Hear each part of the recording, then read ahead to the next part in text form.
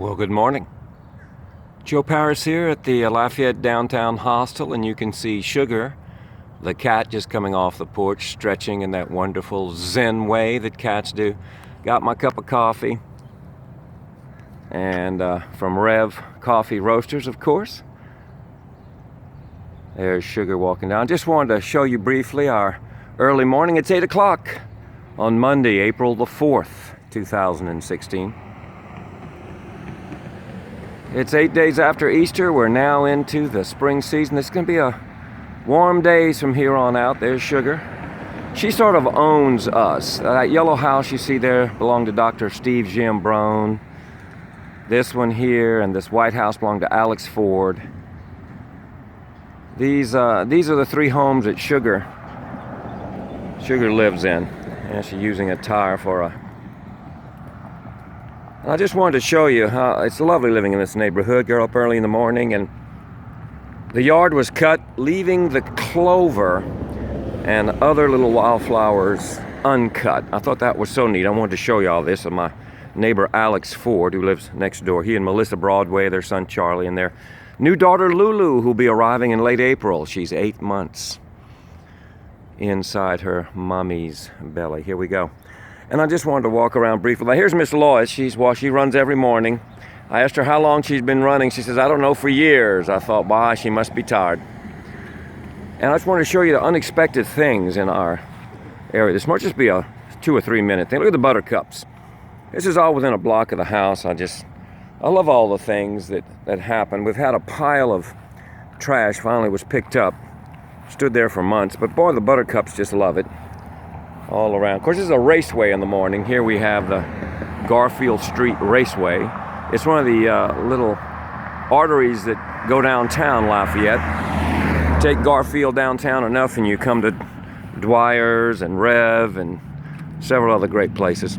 There's the community garden across the street, and this garden you see in front of you, see my shadow there, is going to be the next installment of the Freetown Community Garden. Got the clover and the buttercups. You can see those, some of the clover heads. Here we are in early April, already beginning to show that they're on their way out. But there you see the new gardens, and I want to particularly take a moment to brag here about how wonderful these sunflowers are growing. And although we won't have 102 like we did last year in the community garden, there'll be 30 or 40 over here just on the Lafayette Downtown Hostel's property. And they're beginning to kick now. With all this rain recently, look at this incredible little stand. It's funny, we planted sunflowers all through here, but as you know, only about half of all sunflowers seeds will germinate. But these have done really well. And interspersed with those are some garlic. And of course, there are some cherry tomatoes as well being staked there. You get out the sun so you can see them. But this little plot, this second half of my front little garden area, is really popping. Of the 10 we planted here, 5, 6, 7, 8, or 9 of them came up, and we have other little sunflowers who are delayed coming up as well. We'll have some color underneath them later, and of course we have cilantro on the edge right here, on the far edge. And of course the thing I'm most proud of is my grandmother, I'm sure, is smiling from heaven. The thing I'm most proud of are the roses. There we have a red rose here. I have them color coded here. We have red, and then pink is the next rose. I'll name them all later. Most people aren't interested in the names, though. They just want to know what color they are. Do they smell good? All my roses are fragrant.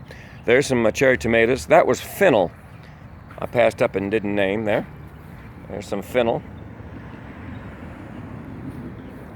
And sort of a little trellis. Here's an orange rose, from pink to orange. And orange, of course, is on the way to yellow. There's some dill. Will be coming up. And here's a yellow rose here. These are a mixture of David Austin and English roses and heritage roses from the Antique Rose Emporium over in Brenham, Texas.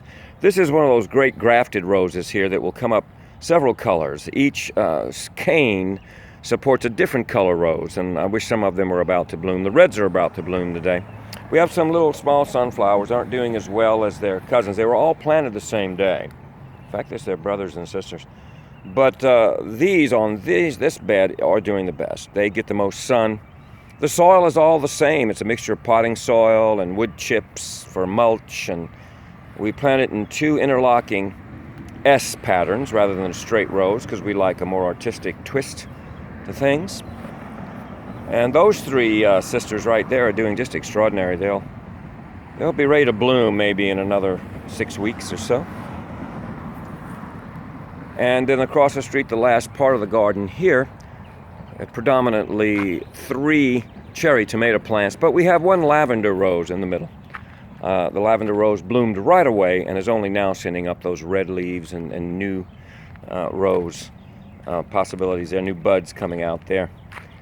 And there we still have the salute of the dead sunflower canes from last year. And way in the back there you can see the knockout rose that's just going crazy against the house. They're great landscape roses. They don't have any fragrance or anything else, but they're drought resistant and disease resistant, and folks love them for that reason. And of course, this is the sugar, of course, always is entertaining and always giving us great things to think about here, and she's very friendly. You can see the wound she has on her head. She gets in lots of fights. The door, you can see we have a couple of guardian angels that watch over us. Gabriel with the horn on the right, and I'm not sure who's playing the stringed instrument on the left. I'm not sure which angel is the stringed instrument angel. And of course the big sunflower made for me by Renee Vandenstein of Crowley, and support of our governor, John Bell Edwards. And that's just a walk around just the front yard and all the wonderful things alive. I just can't get over how wonderful the grass was cut to let the clover live out the rest of its life before being cut. Joe Paris here at the Lafayette Downtown Hostel. Plenty of room left except for Festival Weekend, which is the 23rd and 24th, but other than just that weekend, which we are booked full for that, but we have other rooms for other people who will take you. If you still want to come into Festival, we'll find a place for you here in Lafayette. Come see us for Festival International. Starts Wednesday the 20th, just a fortnight away. 2 weeks from now, we'll be ready to start the festival in a couple of days. Enjoy this beautiful Monday.